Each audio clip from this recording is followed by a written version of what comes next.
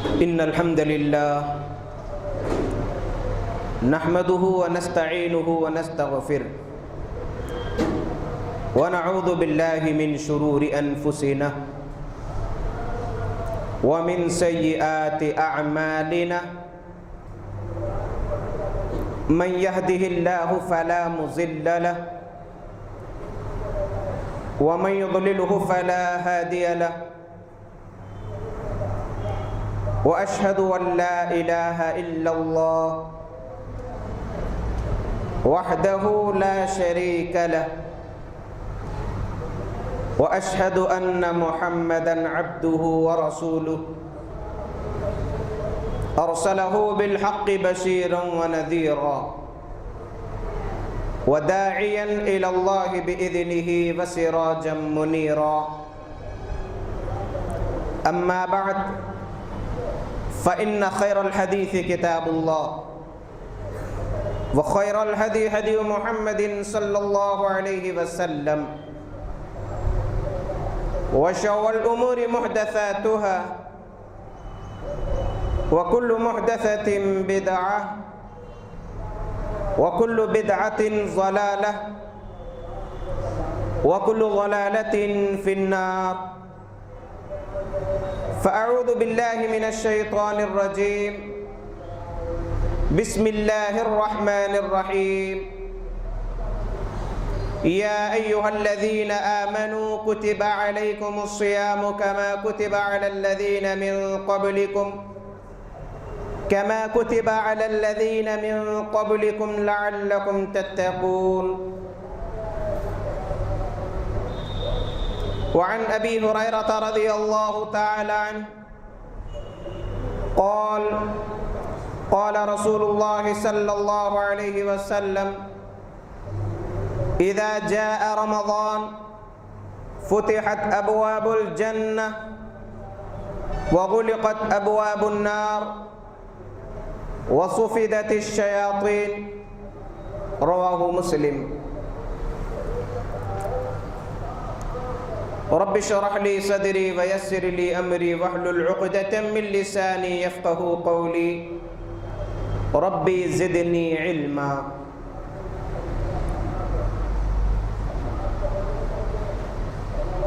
قابل احترام معزز و مکرم بزرگان محترم معزز سامعین اور پردہ نشین ماؤں اور بہنوں، اس اللہ رب العالمین کی حمد و ثنا ہے جس نے ہمیں مسلمان بنا کر پیدا کیا، عقیدہ توحید سے مالا مال کیا، منہج سلف پر چلنے کی توفیق بخشی،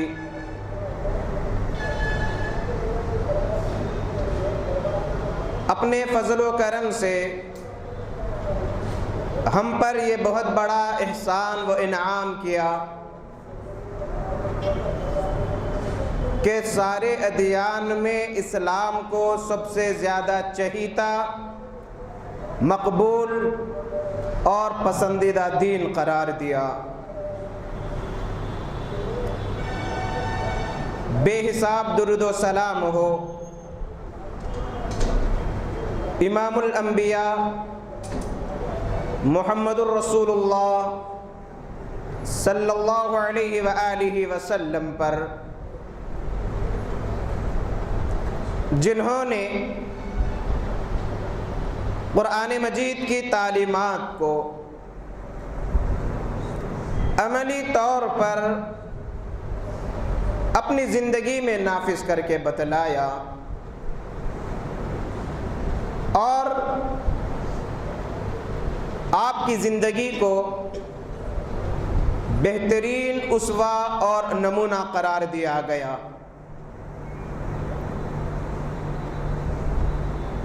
معزز سامعین،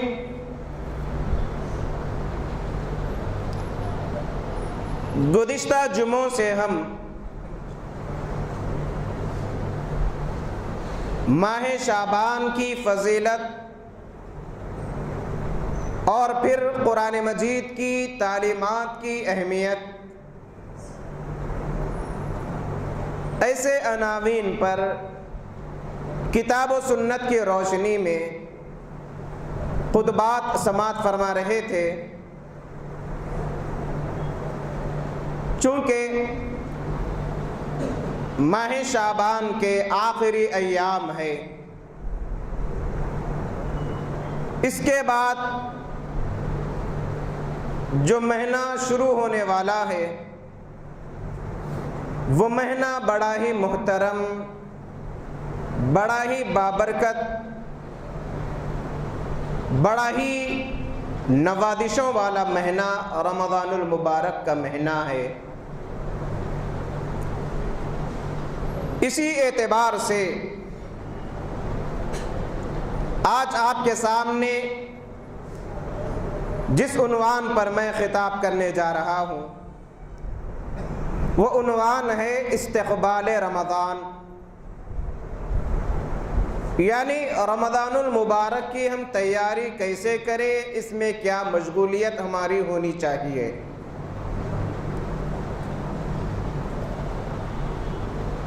تاکہ مہینہ آنے سے پہلے ہم ذہنی طور پر تیار رہیں، یکسوئی کے ساتھ اس ماہ میں عبادت کریں۔ ماہ رمضان بڑا ہی بابرکت مہینہ ہے۔ ماہ رمضان میں رب العالمین قرآن مجید کو نازل فرمایا۔ ماہ رمضان عظمتوں والا، فضیلتوں والا، برکتوں والا مہینہ ہے۔ ماہ رمضان میں جنت سجائی جاتی ہے۔ ماہ رمضان میں شیاطین کو قید کیا جاتا ہے، سرکش جنات و شیاطین کو۔ ماہ رمضان میں جہنم کے دروازے بند کر دیے جاتے ہیں۔ ماہ رمضان میں جہنم کے دروازے مکمل بند کر دیے جاتے ہیں، جنت کے دروازے کھول دیے جاتے ہیں۔ ماہ رمضان شروع سے آخر تک بڑا ہی محترم، بڑا ہی عظمتوں، فضیلتوں اور بزرگی والا مہینہ ہے۔ یہ وہ مہینہ ہے کہ اگر اس ماہ میں کوئی اگر سدھرنا چاہے، اپنی اصلاح کرنا چاہے، نیک بننا چاہے، عبادت گزار، فرما بردار، سنتوں پر عمل کرنے والا بننا چاہے، اس کے لیے ایسے مواقع آسان ہو جاتے ہیں کہ تھوڑی سی توجہ سے انسان سدھر جاتا، نیک بن جاتا۔ کیونکہ یہ وہ مہینہ ہے جس میں روزے فرض کیے گئے۔ یہ وہ مہینہ ہے کہ انسان اس ماہ میں خاص طور پر مسلمان گناہ کرنے سے گھبراتا ہے، ڈرتا ہے۔ گناہ ہونے کے بعد احساس ندامت پائی جاتی ہے اس کے اندر۔ یہ مہینہ کچھ تقاضے کرتا ہے ہم سے۔ یہ عظیم احسان ہے رب العالمین کا، اس لیے کہ نیکیوں کے درجات بہت بلند کر دیے جاتے ہیں۔ ایک ایک نیکی کا اجر 10 گنا اور 10 گنا سے لے کر 700 گنا تک بڑھا دیا جاتا ہے۔ اخلاص کی بنیاد پر کوئی اگر اللہ کی رضا کے لیے گناہوں سے بچنا اگر چاہے، یہ عزم کر لے، یہ ارادہ کر لے کہ میں ماہ رمضان میں مکمل 1 ماہ کے حسب توفیق روزے رکھوں گا، فرائض کے ساتھ سنن و نوافل کا اہتمام کروں گا، قیام اللیل کا اہتمام کروں گا، اپنے روزے کی حفاظت گناہوں سے کروں گا، روزے داروں کے لیے روزے کھلانے کا بندوبست کروں گا، رب العالمین کی عبادت کروں گا، ذکر و اذکار کروں گا، تلاوت کروں گا اور اپنا پورا وقت اللہ کو خوش کرنے، اللہ کو راضی کرنے کے لیے لگا دوں گا، یہ اگر کوئی ارادہ اور نیت کر لے رمضان المبارک سے پہلے، یقیناً یہ نیت رب العالمین کی توفیق سے مکمل ہو جائے گی۔ اللہ تعالیٰ اس کے لیے نیکیوں کے راستے کھول دیں گے انشاءاللہ۔ صرف عزم کی ضرورت ہے۔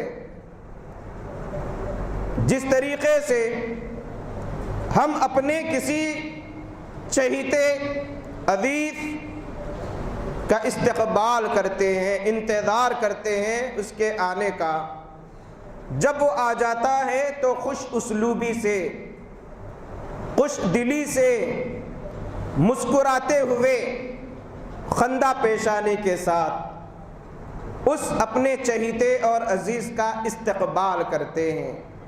اس سے کئی گنا زیادہ عبادتوں کے اعتبار سے ماہ رمضان کا استقبال کرنا چاہیے۔ دنیاوی اعتبار سے کوئی اہم اگر کام انجام دینا ہو، چاہے وہ کاروبار کا مسئلہ ہو، ملازمت کا مسئلہ ہو یا عمارتیں بنانے کا معاملہ ہو یا اس سے بڑھ کر کوئی اور اہم کام ہو، تو جس طریقے سے اس کی تیاری، اس کا منصوبہ، اس کا لاہ عمل وقت سے پہلے تیار کیا جاتا ہے۔ کسی بلڈر سے اگر ہم کہیں کہ مجھے اتنی زمین پر اس طریقے کی عمارت بنانا ہے تو وہ پورا نقشہ بنا کر اس کا خرچ، اس کا میٹیریل وغیرہ وغیرہ پورا A to Z تیار کر کے آپ کے سامنے پیش کر دیتا ہے۔ تو یہ جو لاہ عمل ہے، یہ جو منصوبہ بندی ہے، یہ منصوبہ بندی عبادتوں میں اس سے بڑھ کر ہونا چاہیے۔ آج رمضان المبارک کا تو استقبال کر رہے ہیں، تیاریاں چل رہی ہیں، تیاریاں شروع ہو چکی ہیں، ہر ایک اپنے اپنے انداز میں رمضان کا استقبال کر رہا ہے۔ اور سب سے زیادہ جو استقبال کرتے ہیں اس کا، حریص بنانے والے، حریص بیچنے والے یا ہوٹل والے، اور مکمل تیاری سے تیار رہتے ہیں، اور گویا کہ غیر مسلم کو اگر رمضان آیا ہے یا نہیں آیا ہے پہچاننا اگر ہو تو حریص کو دیکھتے ہیں کہ چلو حریص کا آغاز ہو گیا، رمضان شروع ہو گیا۔ گویا کہ رمضان کا مہینہ حریص کھانے کھلانے کا مہینہ سمجھا جاتا ہے، جبکہ رمضان کا مہینہ عبادتوں کا مہینہ ہے۔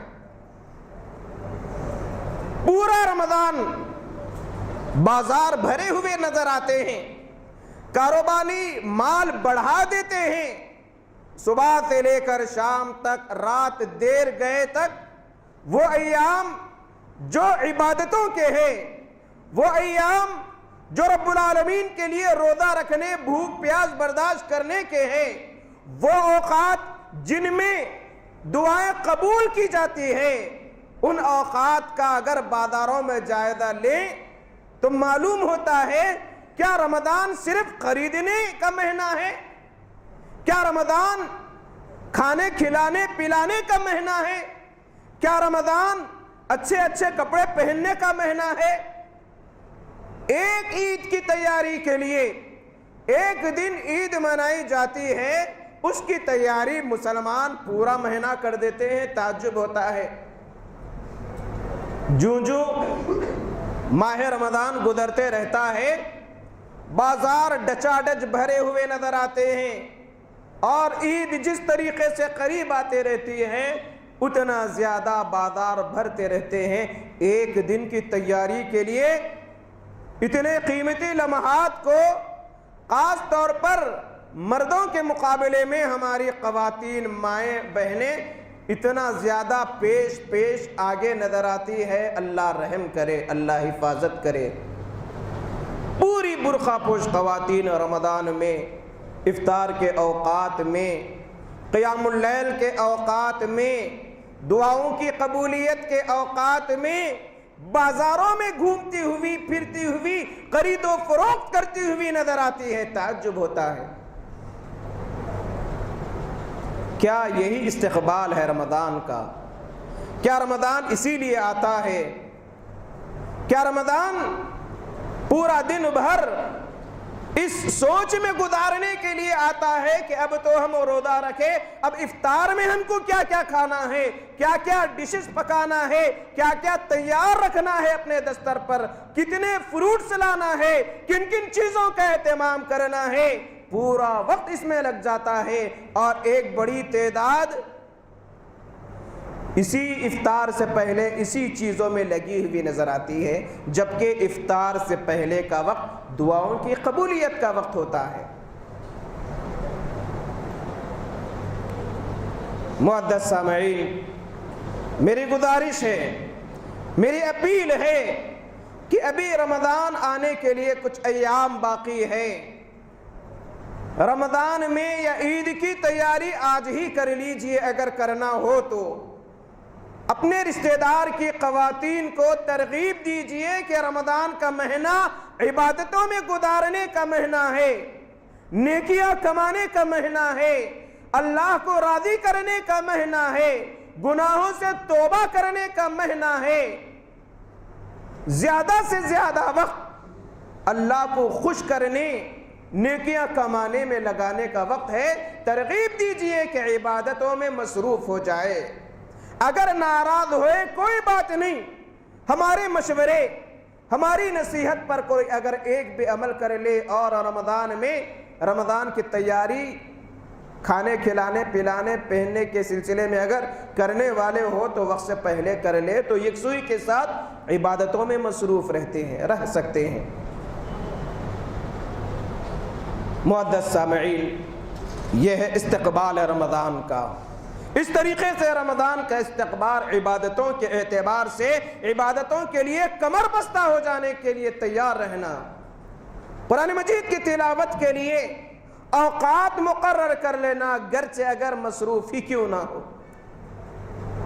ہر نماز کے بعد کچھ آیتوں کا اہتمام کیجئے، کم سے کم ایک قرآن مجید کی تلاوت کیجئے رمضان المبارک میں۔ یہ نہیں کہ ہم اپنی پوری ذمہ داری تراویح پڑھانے والے پر ڈال دیں کہ وہ تو ایک ایک پارہ پڑھ لیتے ہیں، اب ایک پارہ پڑھنے کی ہمیں کیا ضرورت۔ اگر کسی مسجد میں مکمل قرآن نہ پڑھایا جائے تو بے چین بے قرار ہو جاتے ہیں، جبکہ تراویح قیام اللیل کا معنی رب العالمین کو راضی کرنے کے لیے پڑھی جاتی ہیں، اس میں تلاوت کا اہتمام کیا جاتا ہے اور تلاوت خوش اسلوبی سے کرنی چاہیے۔ یہ نہیں کہ ایک رکعت میں پوری قرآن پڑھ دیے، اور کیسا مذاق ہے دیکھیے۔ کچھ انٹرنیٹ پر ایسے ویڈیو کلپس بھی مجھے نظر آئے کہ اللہ رحم کرے، کون سی مسجد کہاں کی ہے پتہ نہیں، 1 سیکنڈ میں 1 منٹ میں 2 رکعت پورے ختم، صرف اللہ اکبر سنے آ رہا، بس اس کے علاوہ کوئی چیز نہیں۔ اور ہمارے قراء حضرات زیادہ سے زیادہ قرآن پڑھنے کی چکر میں ایسی اسپیڈ ایسی تیزی سے قرآن مجید پڑھتے ہیں کہ یعلمون تعلمون کے علاوہ کوئی چیز سمجھ میں نہیں آتی، جبکہ رب العالمین نے کہا وَرَتِّلِ الْقُرْآنَ تَرْتِيلًا، وہ قرآن مجید کو ترتیل کے ساتھ پڑھو۔ قرآن مجید کا اثر زندگی میں آنا چاہیے۔ تو جہاں اگر کسی مسجد میں مکمل پارہ نہ پڑھایا جائے تو لڑنے جھگڑنے بحث کرنے کی ضرورت نہیں۔ ہم کوشش کریں کہ کم سے کم ایک پارہ دن میں کسی بھی طریقے سے وقت نکال کر پڑھے، اگر پڑھنا چاہے تو پڑھ سکتے ہیں۔ اور قرآن کی ایک 2 آیتیں ترجمے کے ساتھ پڑھیے، اس کے معنی و مفہوم کو سمجھنے کی کوشش کیجئے، کیونکہ رب العالمین نے تو سوال کر رہے ہیں سورۃ القمر میں 4 دفعہ وَلَقَدْ يَسَّرْنَا الْقُرْآنَ لِلذِّكْرِ فَهَلْ مِن مُدَّكِرٍ، ہم نے قرآن مجید کو آسان کیا۔ رب العالمین کہہ رہے ہیں ہم آسان کیے، ہمارے عالماں کہتے ہیں مشکل ہے، سمجھ نہیں سکتے، ہم جو بولے سن لو، عمل کر لو، بس کیوں بحثوں میں پڑتے۔ رب العالمین نے فرمایا وَلَقَدْ يَسَّرَ، یسر عربی زبان میں آسان کے لیے استعمال ہوتا، ہم نے قرآن مجید کو آسان کر دیا ہے للذکر، نصیحت کے لیے۔ فَهَلْ مِن مُدَّكِرٍ، کیا کوئی ہے نصیحت حاصل کرنے والا؟ یہ سوال ہے رب العالمین کا ہم بندوں سے۔ ہر زبان میں ترجمے الحمدللہ موجود ہے۔ جہاں قرآن مجید کی تلاوت کی جاتی ہے وہاں پر سکینت کا نزول ہوتا ہے، ملائکہ کا نزول ہوتا ہے، رب کی رحمتوں کا نزول ہوتا ہے۔ اور اسی قرآن مجید نے عرب میں انقلاب برپا کیا، غلاموں کو بلند مراتب پر فائز کیا۔ یہی قرآن مجید کی تعلیمات کا اثر ہے۔ آج ہمارے پاس یہ قرآن مجید موجود ہے لیکن ہم اس کو مذاق بنا لیے، اور حد تو یہ ہے کہ بعض مساجد میں 3 دن میں مکمل قرآن، تراویح میں، بعض میں تو شبینے 1 رکعت میں مکمل قرآن۔ تعجب ہوتا ہے۔ اور بعض مساجد میں ایسے بھی مناظر دیکھنے میں ملتے ہیں، مثال کے طور پر اعلان کیا گیا کہ فلاں رات میں اس مسجد میں مکمل یعنی شبینہ مکمل قرآن پڑھی جائے گی۔ اب شروع کرے حافظہ پڑھنا، سب باتوں میں، ادھر ادھر کے گپ شپ میں، مسجد کے باہر، ہوٹلوں کے پاس، پان کے ڈبوں کے پاس کھانے میں، باتیں کرنے میں مصروف رہتے ہیں، جیسے امام صاحب اللہ اکبر کہہ کر رکوع میں دھڑا دھڑ بھاگ کے آتے ہیں۔ مذاق ہے نماز کا، قرآن کا۔ کیا ہم اپنی آنکھوں سے یہ مناظر نہیں دیکھتے؟ کیا یہی ہے رمضان؟ کیا یہی حق ہے رمضان کا؟ جبکہ اللہ کے نبی صلی اللہ علیہ وسلم عام ایام میں بھی اتنا طویل قیام فرماتے کہ آپ کے پیر مبارک ورم آ جایا کرتے تھے آپ کے پیروں میں۔ ام المومنین حضرت عائشہ صدیقہ رضی اللہ تعالی عنہ فرماتی ہیں اے اللہ کے نبی صلی اللہ علیہ وسلم آپ اتنا طویل قیام کیوں کرتے ہیں؟ آپ کے پیروں میں ورم آ جایا کرتا ہے۔ اللہ کے نبی صلی اللہ علیہ وسلم تو وہ ہے جن کے اگلے پچھلے سارے گناہ معاف کر دیے گئے، لیکن آپ کی زبان مبارک سے کیا الفاظ نکلتے ہیں؟ افلا اکون عبدا شکورا، کیا میں اللہ کا شکر گزار بندہ نہ بنوں؟ یہ شکر گزاری کے لیے اللہ کے نبی صلی اللہ علیہ وسلم رب کو راضی کرنے کے لیے اپنے آپ کو تھکاتے تھے۔ آج جس طریقے سے دنیاوی اعتبار سے ڈنڈی مارتے ہیں لوگ، عبادتوں میں بھی ڈنڈی مارنے کا ایک عام رجحان۔ بھائی روزہ رکھ لو، کیوں روزہ نہیں رکھتے؟ ارے نہیں، 3 دن 30 کے برابر، رمضان میں 1 نیکی کا اجر 10 گنا ملتا تو 1 روزہ رکھ لیں گے تو 10 روزوں کا ثواب، پھر 1 روزہ رکھ لوں تو 20 روزوں کا، پھر 1 روزہ رکھ لوں گا 30، 3 کے 30 برابر۔ ڈنڈی مارنا ہے، اللہ سے مذاق کرتے ہیں، جبکہ اللہ کے نبی صلی اللہ علیہ وسلم نے بدعا دی۔ جبرائیل نے جب بدعا دی تو اللہ کے نبی صلی اللہ علیہ وسلم نے آمین کہا کہ جن کے پاس ماہ رمضان آئے اور وہ اپنی بخشش نہ کروا لے، اللہ کی رحمت سے دوری ہو اس کے لیے۔ آپ نے آمین کہا۔ عجیب مناظر دیکھنے میں آتے ہیں۔ تو رمضان میں کثرت سے قرآن مجید کی تلاوت کرنا چاہیے، روزوں کا اہتمام کرنا چاہیے، بلا عذر کے، بلا ناغے کے روزہ نہ چھوڑے، اور اپنا زیادہ وقت عبادتوں میں، ذکر و اذکار میں لگا دینا چاہیے۔ آج کل نوجوانوں کا جو بہت بڑا اہم مشغلہ واٹس ایپ، فیس بک، یوٹیوب، انٹرنیٹ بروسنگ وغیرہ وغیرہ، ایسے مصروفیات کو چھوڑ دیجئے، کیونکہ ہماری آنکھ اگر گندے مناظر دیکھے گی تو روزہ قبول نہیں ہوگا، اخلاص ختم ہو جائے گا۔ روزہ وقت گزاری کا ذریعہ نہیں، گناہوں کی بخشش کا ذریعہ ہے۔ اس کا خیال رکھیے۔ غیبتوں سے اپنی زبان کی حفاظت کیجئے، گناہوں سے اپنے روزے کی حفاظت کیجئے، ورنہ اگر ہم صبح سے لے کر شام تک بھوکے رہے اور وہی غیبتیں، وہی چیٹنگ میں مصروف، وہی انٹرنیٹ پر صبح سے شام تک لگے ہوئے ہیں، وہی پورا عام مشغلہ جو عام دنوں میں تھا، وہی کیرم بورڈ گیم، سیریلز فلاں فلاں چیزوں میں اگر مصروف ہے، پھر بھی ہم یہ کہے کہ میں روزے دار ہوں، تو ایسے روزے کا کیا فائدہ ہے؟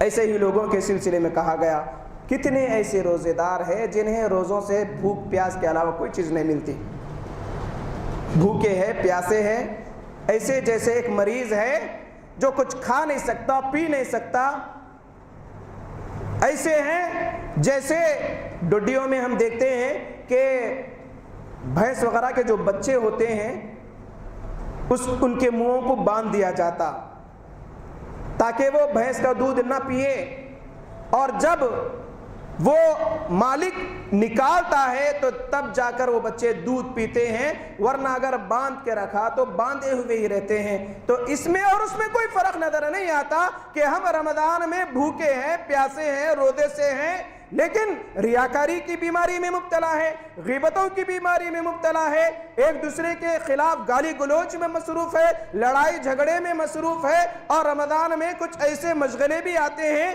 مسائل کو پہاڑ بنا کر لڑنے جھگڑنے میں لگ جاتے ہیں مسلمان۔ 8 رکعت 20 رکعت یہ مکروہ و جائز، یہ کرنا پورا وقت لڑائی جھگڑے میں لگا دیتے ہیں، جبکہ عبادتوں کے اوقات ہیں، ان اوقات کو غنیمت جاننا چاہیے۔ جو بات سمجھ میں آ جائے، یقین ہو جائے، بحثوں میں پڑھنے کے بجائے عبادتوں میں وقت لگائیے۔ نئے نئے عجیب عجیب مسائل رمضان میں عام ہوتے ہیں اور ہمارے بھائی اس میں مصروف ہو جاتے ہیں۔ یہ تمام چیزوں سے کنارہ کشی اختیار کیجئے، اور خاص طور پر ریاکاری کا جو مرض ہے اس سے اپنے آپ کو بچائے رکھے، کیونکہ عبادتیں اخلاص کی بنیاد پر ہی قبول کی جاتی ہیں۔ عجیب و غریب ماحول پایا جاتا ہے۔ اب ایک بیچارے روزے دار ہے، اب باہر نکلنے کے بعد اپنے پورے دوستوں کو، کیا بھائی روزے سے ہے؟ الحمدللہ روزے سے ہوں۔ آپ بھی ہے؟ الحمدللہ میں بھی روزے سے ہوں۔ کیا بھائی آپ روزے سے ہیں؟ الحمدللہ میں بھی روزے سے ہوں۔ آپ بھی ہے؟ میں بھی ہوں۔ تو کیا نیت ہوتی، کیا نہیں، اللہ بہتر جانتا ہے۔ اب ہر ایک سے یہی سوال، روزے سے ہو، روزے سے ہو۔ کوئی اگر بیچارہ یہ کہے کہ میں روزے سے نہیں ہوں، فوراً ارے میں روزے سے ہوں، تم روزے سے نہیں ہیں۔ تو یہ جو اس انداز کی جو ہمارے ماحول میں عام چیزیں ہم روزے مرہ دیکھتے رہتے ہیں، جسے برائی اور گناہ نہیں سمجھتے ہیں، جبکہ شریعت میں اسے بہت بڑا گناہ سمجھا جاتا ہے ایسی چیزوں کو۔ تو معزز سامعین، ماہ رمضان عبادتوں کا مہینہ، ذکر و اذکار کا مہینہ، گناہوں سے بچنے کا مہینہ، اس کا خاص طور پر خیال رکھے۔ اور یہ فاقہ کشی کا مہینہ، یعنی اپنے پیٹ کو تھکانا بھوک سے، یہ نہیں کہ افطار میں اتنا کھا لیے یا افطار کے بعد پھر تراویح میں سستی لائق ہو گئی، جبکہ ایک ایسی عبادت ہے قیام اللیل جس کے بارے میں کہا گیا من قام رمضان ایمانا و احتسابا غفر له ما تقدم من ذنبه، جو ماہ رمضان میں ایمان کے ساتھ احتساب کرتے ہوئے قیام کرا اس کے گناہ معاف کر دیے جاتے ہیں۔ ہم ہیں کہ اتنا کھا لیے، کیوں؟ بھوک سے پریشان تھے دن بھر، اب اتنا کھا لیے کہ عبادت میں سستی لائق ہو گئی، اتنا کھا لیے کہ سحر میں نہیں اٹھ سکے۔ اور بعض لوگ بن سحری کا روزہ رکھنے کو فخر سمجھتے، آج تو میں بن سحری کا روزہ ہوں۔ ارے بھائی سنت چھوڑ دیے، اس کا غم ہونا چاہیے۔ جب اللہ کہ نبی صلی اللہ علیہ وسلم نے ادب بتلا دیا اور سحر میں برکت ہے قرار دیا، تو پھر کی کس بات پر ہم فخر و غرور میں رہتے ہیں؟ اگر غفلت ہو گئی نہیں اٹھ سکے، کوئی حرج نہیں رکھنے میں، لیکن یہ کہتے پھرنا کہ میں بن سحری کا روزہ ہوں، یہ سنت کے خلاف، آداب کے خلاف۔ اور رمضان میں روزے کی حالت میں خاص طور پر نمازوں کا اہتمام کرنا چاہیے، نمازوں سے پہلے سنن و نوافل کا، اور فرائض کے بعد سنن و نوافل کا اہتمام کرنا چاہیے۔ اگر ہم دن بھر روزے سے رہ کر عبادتیں چھوڑ دیں، اتنا سو گئے سحری کھانے کے بعد کہ افطار میں نیند اشار، سحری کھانے کے بعد سو گئے، افطار میں نیند اشار ہوئی، افطار کرنے کے بعد کاروبار کے لیے لگ گئے، 3 بجے تک کاروبار میں مصروف ہو گئے، یہ کون سی روٹین ہے؟ پھر ظہر عصر نمازیں کہاں گئی؟ عبادتیں ذکر و اذکار کہیں گئی، صرف بھوکے رہنا پیاسے رہنے کا معنی روزہ نہیں، گناہوں سے بچنے کا نام روزہ ہے میرے بھائی۔ یہ باتیں آپ تمام اچھی طرح جانتے ہیں مجھ سے زیادہ۔ ہمارے لیے ضروری ہے کہ ہم اپنے دوست و احباب، اپنے رشتہ دار، اپنے اڑوس پڑوس، اپنے ملنے جھلنے والے، اپنے گھر والوں کو یہ باتیں بتلائیں، تاکہ معاشرے میں رمضان کے جو روزے ہیں اس کا شعور بیدار ہو جائے، اور رمضان جو گناہوں سے بچانے کے لیے، دور رکھنے کے لیے آیا، اس کا صحیح حق ادا ہو جائے، اور معاشرہ نیکیوں، عبادتوں اور ذکر و اذکار میں مصروف رہے۔ کتنا بہتر ہوتا کہ ہم ادھر ادھر کی باتیں کرنے کے بجائے سبحان اللہ، الحمدللہ، استغفر اللہ، لا الہ الا اللہ اپنی زبان پر جاری رکھے۔ کتنی نیکیاں ملتی ہیں۔ قرآن مجید کی تلاوت کرتے رہے، کتنی نیکیاں ہم رمضان میں کما سکتے ہیں۔ یقیناً بڑے خوش نصیب ہے وہ مسلمان جو ماہ رمضان کی قدر کرتے ہیں، روزوں کا اہتمام کرتے ہیں، اور زیادہ سے زیادہ نیکیاں کما کر اپنے گناہوں کے رب سے بخشش کرواتے ہیں۔ یقیناً ایسے لوگ بڑے محترم، بڑے بابرکت ہیں، اور ایسے لوگ یقیناً رمضان کا حق ادا کرتے ہیں۔ پوری باتوں کا خلاصہ یہ ہے، یہ بطور تمہید کچھ باتیں تھی استقبال رمضان کے سلسلے میں۔ انشاءاللہ آئندہ جو خطبے ہوں گے، روزوں کے مسائل، تراویح کے مسائل، اعتکاف کے مسائل اور قیام اللیل کے مسائل، انشاءاللہ ایسی چیزوں پر انشاءاللہ خطبے رہیں گے۔ تمام احباب سے میری اپیل ہے، میری گزارش ہے کہ جو باتیں بتائی گئی ان پر غور و فکر کرے، اور ہم بھی عمل کریں، اپنے ان بھائیوں یا ان گھر والوں کو ترغیب دے جو نہیں سنے یہ باتیں، جو جاننے کے باوجود توجہ نہیں دی جاتی۔ ایسے باتوں کے سلسلے میں رمضان میں ایک اہم روزے کی حالت میں جو خرابی نظر آتی ہے، غصہ، بھوک پیاس کی شدت سے غصہ بڑھ جاتا ہے۔ غصے کی حفاظت یعنی اپنے غصے کو دبانا، یہ رمضان کے روزوں کا لازمہ سمجھ لیں۔ غصے کو دبانے کی کوشش کیجئے۔ غصہ بھی اگر آ جائے، لڑائی جھگڑے کی نوبت بھی آ جائے تو یہ کہے انا صائم، میں روزے سے ہوں۔ اگر میں روزے میں لڑوں گا، جھگڑوں گا، گالی گلوچ کروں گا، اپنے غصے کا غلط طریقے سے اظہار کروں گا، تو پھر روزے کا فائدہ کیا ہوا؟ یہ مشق سمجھیے۔ بری عادتیں اس رمضان کے روزوں سے ختم کیجئے، غصہ اور اس جیسی چیزیں رمضان کے روزوں سے تمام چیزیں ختم کیجیے۔ اللہ تعالیٰ سے دعا ہے الہ العالمین ہم تمام کو بتائے ہوئے باتوں پر مجھے اور آپ تمام احباب کو اس پر عمل کرنے کی توفیق عطا فرما۔ الہ العالمین صحت و تندرستی کے عالم میں رمضان المبارک ہم پر سایہ فگن فرما، اور رمضان کے روزوں کا اہتمام کرنے کی توفیق عطا فرما، قرآن مجید کی تلاوت کی توفیق عطا فرما، ذکر و اذکار کی توفیق عطا فرما، زیادہ سے زیادہ نیکیاں کمانے کی الہی توفیق عطا فرما، گناہوں سے بچنے کی توفیق عطا فرما، قیام اللیل کی توفیق عطا فرما۔ جو عبادتیں ہم رمضان میں انجام دے الہی ان عبادتوں کو قبول فرما، جو بیمار ہے الہی انہیں شفائے کلی عطا فرما۔ الہ العالمین جو دین کی خدمت میں لگے ہوئے ہیں الہی ان کی امداد فرما، ان کی مدد فرما، ان کے لیے فضل کے دروازے کھول دے۔ الہ العالمین اخلاص کی دولت سے ہم تمام کو مالا مال فرما۔